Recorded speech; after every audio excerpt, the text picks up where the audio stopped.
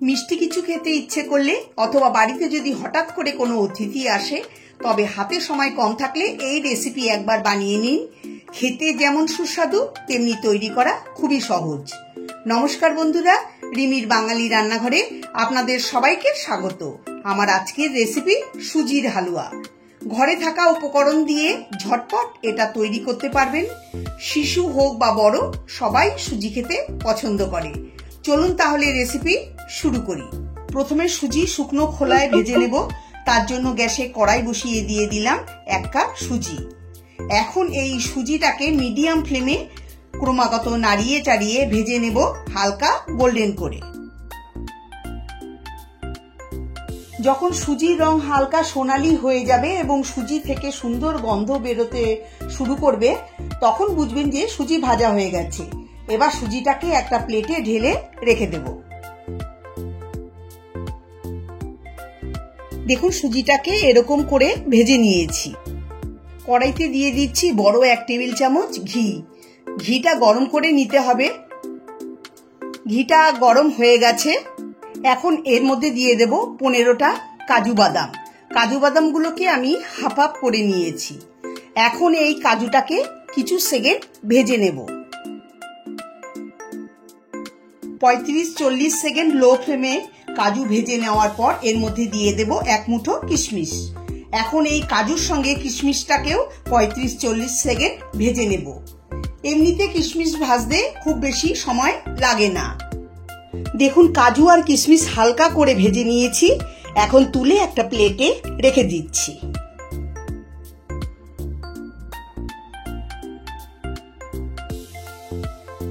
কড়াইতে অল্প ঘি আছে। কড়াইতে দিয়ে দিচ্ছি বড় 1 টেবিল চামচ ঘি। ঘিটা গরম হয়ে গেছে। এখন ফ্লেম লো করে এর মধ্যে 1/4 চা চামচ এলাচের গুঁড়ো দিয়ে দেব। এলাচের সুন্দর গন্ধ আসার সঙ্গে সঙ্গে আগে থেকে ভেজে রাখা সুজি দিয়ে ভালো করে ঘিয়ের সঙ্গে মিশিয়ে দেব। মেশানো হলে এবার ঘিয়ের মধ্যে সুজি 1-2 মিনিট ভাজবো, যাতে সুজি ঘিয়ে পুরোপুরিভাবে মিশে যায়। গ্যাসের ফ্লেম লো করেই এটাকে ভাজতে হবে, না হলে সুজি পুড়ে যেতে পারে। আমাকে সাপোর্ট করার জন্য পুরনো বন্ধুদের অনেক অনেক ধন্যবাদ। যারা যারা আমার চ্যানেলে নতুন এসেছেন তারা প্লিজ আমার চ্যানেলটাকে সাবস্ক্রাইব করে আমার পাশে থাকবেন।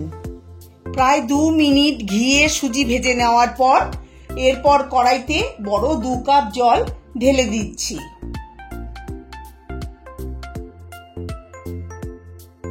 এখন লো ফ্লেমে অনবরত নাড়াচাড়া করে সুজি রান্না করতে হবে।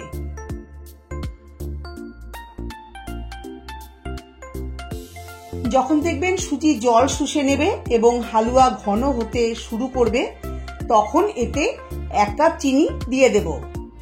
চিনি দিয়ে ভালো করে মিশিয়ে নেব যাতে চিনি গলে যায়। আপনারা পুরো ভিডিওটা দেখবেন আর পছন্দ হলে লাইক, কমেন্ট, শেয়ার করার অনুরোধ রইল।